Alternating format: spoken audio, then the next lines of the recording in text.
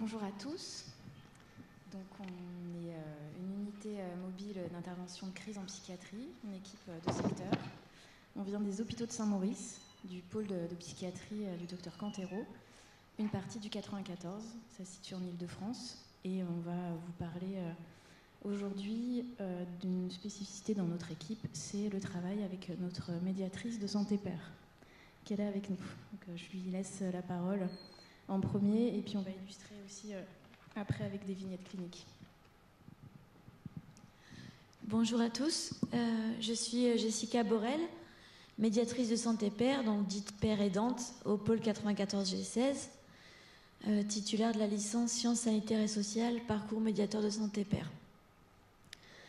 J'ai donc un vécu d'expérience psychique particulière, avec ou sans souffrance, mais quand même globalement avec, d'hospitalisation en psychiatrie, de la rupture, puis de la reprise du cours de la vie, avec l'aide de l'entourage, de la patience des différents professionnels rencontrés sur mon parcours de soins, grâce leur soit rendue, ainsi que, ne l'oublions pas, de mes propres ressources. Parcours jalonné de rechutes, de prise de conscience, d'efforts et de travail sur soi, d'espoirs perdus ou retrouvés, jusqu'à ce qu'un jour, la vie reprenne pleinement sens. Tout ceci constitue mon savoir expérientiel, à la base de mon métier actuel. En parallèle de l'acquisition de ce savoir expérientiel, j'ai exercé différents métiers, dont beaucoup en rapport avec l'humain, animés du désir de mieux le comprendre, vaste programme. En 2019, j'ai rencontré notre chef de pôle, Dr Alain Cantero, en vue d'effectuer un stage de découverte du métier de père aidant. Celui-ci souhaitait recruter.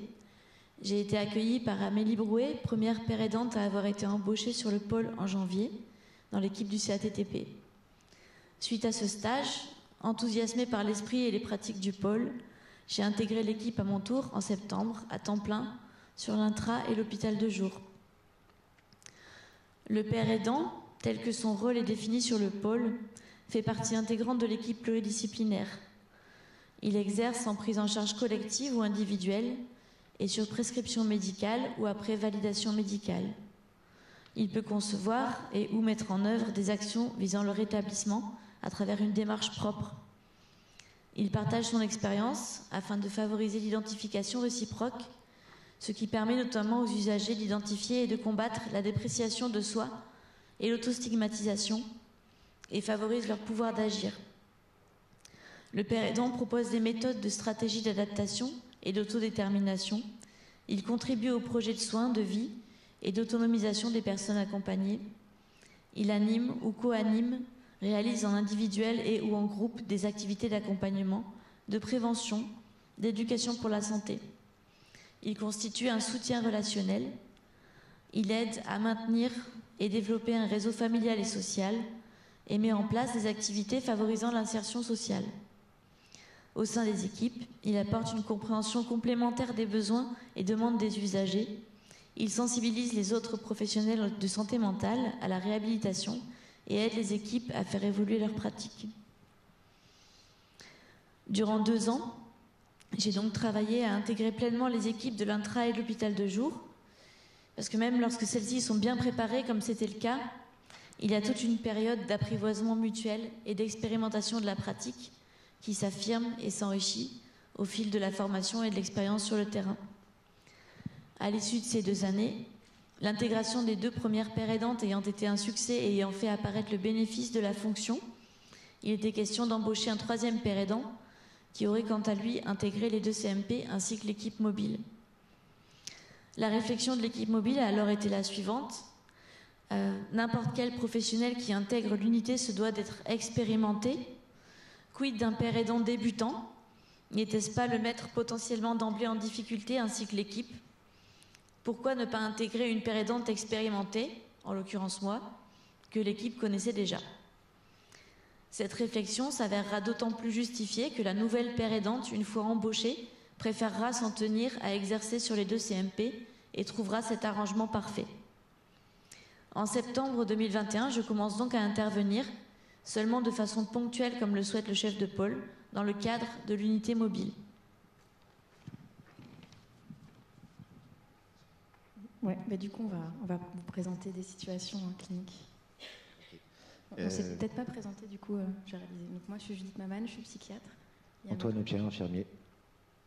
Et Jordan Maury, infirmier. Alors, Joël, jeune homme de 20 ans, nous est adressé à sa sortie d'hospitalisation suite à un premier épisode délirant. Au premier entretien de présentation de notre unité mobile, il comprend peu ses troubles et ne les critique que partiellement. Le discours est peu élaboré et l'adhésion aux soins semble fragile.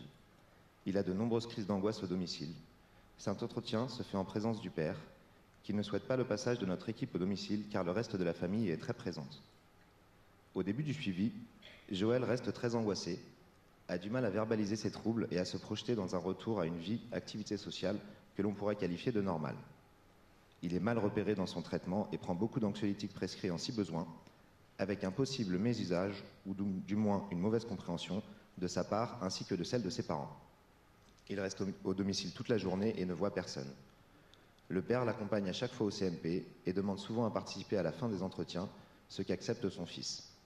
La mère est également parfois là. Il apparaît, au fil des entretiens, que les parents ont du mal à accepter ce que traverse Joël et qu'il y aurait beaucoup de non-dits auprès de l'entourage, ce dont il semble souffrir, car sa vie sociale était auparavant très axée autour de sa famille, et notamment de ses cousins.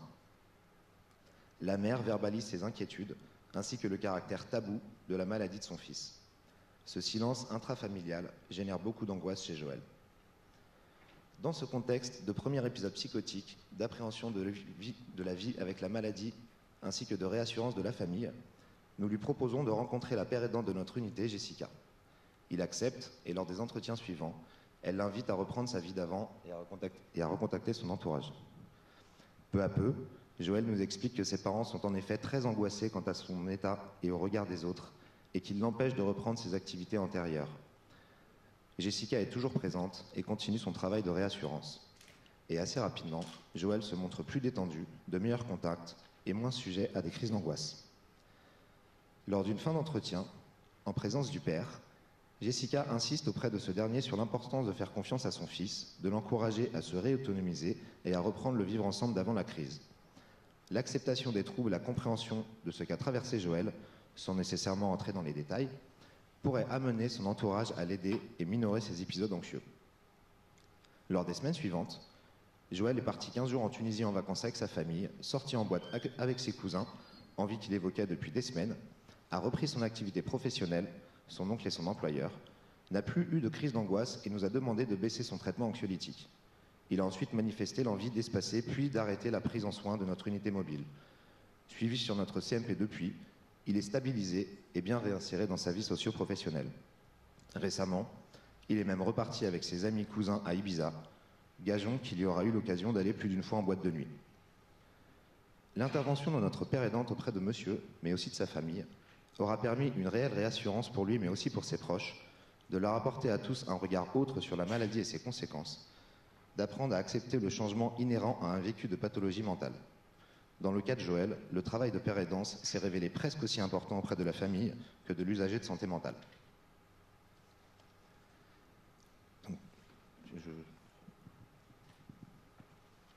Donc, puisque nous avons évoqué un cas dans lequel le travail auprès de la famille s'est révélé fructueux dans l'évolution clinique de la personne, nous pouvons embrayer sur le travail avec l'entourage. Une des spécificités de notre pôle est également qu'on a des pères aidants famille, qu'on sollicite aussi dans nos prises en charge, parce qu'on a beaucoup de signalements qui viennent de l'entourage, des parents. La père aidante famille n'a pas pu être là avec nous, mais elle nous a écrit un petit texte que Jordan va lire, qui explique un petit peu ses missions. Donc, les contextes de l'intervention du père aidant famille dans le cadre de l'unité mobile. L'intervention de l'unité mobile se déroule alors que les membres de l'entourage sont déjà en suradaptation, que la vie familiale se trouve fortement perturbée par une situation qui met en péril les équilibres de vie et de ses membres. Cette intervention, souvent sollicitée par la famille elle-même, marque une nouvelle étape dans son implication, mais intensifie les émotions négatives et augmente les pensées contradictoires. Lorsque notre équipe identifie un besoin pour accompagner cette étape, rassurer les membres de l'entourage, mais surtout pour renforcer un partenariat famille, patient et soignant, cher au pôle, elle organise des entretiens avec un père aidant famille. Les enjeux essentiels de la présence du père aidant famille. Créer un lien d'empathie et de confiance égalitaire et authentique, fondée sur les partages du vécu, de perspectives et de vulnérabilité entre le père aidant famille et la famille. Les objectifs de soutien par un père aidant famille dans le cadre de l'unité mobile. Aider la famille à mesurer la nécessité d'une prise en charge médicale et donc à accepter de l'aide extérieure, souvent ambivalence entre sa demande d'intervention et son désir d'agir seul. Accueillir et idéalement réduire les sentiments de culpabilité, d'isolement et d'impuissance pour aider à faire baisser les tensions et l'épuisement. Consolider sa confiance envers l'équipe médicale et lutter contre ses préjugés sur la psychiatrie. Redonner espoir, car le père aidant famille a expérimenté le mieux-être malgré les difficultés. De notre côté, les limites de l'intervention du père aidant famille dans le cadre de l'unité mobile. Le rythme de l'acceptation de la situation peut être en décalage avec l'urgence. Les réflexes de surprotection ou de surinvestissement peuvent limiter l'aide extérieure à son minimum. Les représentations sur la psychiatrie et la peur des traitements peuvent entamer la confiance et véhiculer un message de méfiance envers les soignants. L'entourage reste le seul responsable de son propre rétablissement et de ses propres choix. Personne ne peut agir à sa place. Le partage de vécu du père aidant famille n'apporte pas de réponse, mais permet seulement une collaboration entre deux personnes expertes de leur propre vie. En conclusion, le pôle a mis en place le dispositif des pères aidants famille parce qu'il reconnaît des compétences expérientielles à la famille et pour renforcer la place qu'elle mérite au sein du parcours de soins. Cet accompagnement trace les contours d'un partenariat qui va dans le sens du rétablissement familial qui lui-même a une incidence sur celui du patient. Seulement, pour que le pouvoir d'agir familial puisse se construire, il faut d'une part que l'accompagnement s'inscrive dans la durée, bien au-delà de la crise qui a motivé l'intervention de l'unité mobile, et d'autre part que la famille soit actrice de son propre changement.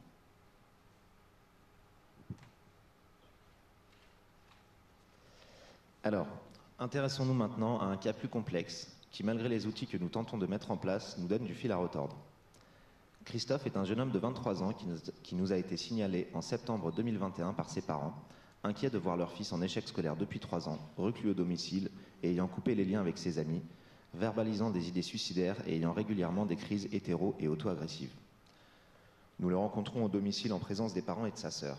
Christophe est tendu, tachyphémique, a un discours diffluent et des rationalisations morbides.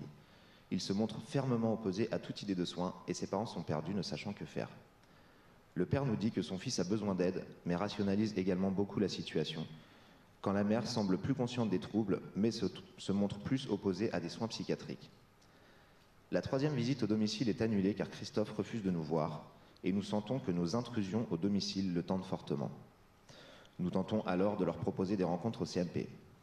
Christophe ne viendra jamais. Le père régulièrement, la mère plus sporadiquement. Leur ambivalence quant à la nécessité de soins pour Christophe bloque un peu toute action de notre part. C'est alors qu'entre en scène Marie, père aidant de famille. Elle prend le contact avec le père qui se montre réceptif à l'aide qu'elle peut leur proposer. Le couple vient au groupe famille, puis après avoir repris contact avec notre unité, visite les locaux de l'hôpital, semblant tout doucement plus ouvert à l'idée de soins pour Christophe. C'était en mars. Depuis, régulièrement, le père appelle notre unité et rapporte de nouvelles crises et mises en danger de son fils pour lui-même ou pour les autres. À chaque fois, nous tentons de proposer une nouvelle approche ou une nouvelle rencontre. Nous avons également introduit Jessica au décours d'un entretien téléphonique avec le père, expliquant qu'elle pourrait leur apporter un autre regard sur ce que traverse leur fils, ainsi que discuter avec Christophe en ayant une autre position que la nôtre. Le père ne nous a jamais relancés et ne s'est pas saisi de ce que nous leur avons proposé. Face à cette dernière mise en échec, nous avons décidé d'essayer une ultime approche. Le père a été informé que Jessica va tenter de se mettre en contact avec Christophe dans une approche plus directe que ce que nous avons mis en place jusqu'alors, en espérant que cela fasse un peu bouger les choses. Bon, voilà, vous avez vu un peu au travers des interventions le travail de collaboration au sein de notre unité mobile. Peut-être juste quelques mots pour conclure et puis après, si vous avez des questions. Le positionnement du médiateur santé-père est différent des autres membres de l'équipe. Et ce positionnement nous amène, nous, à réfléchir, à questionner le nôtre.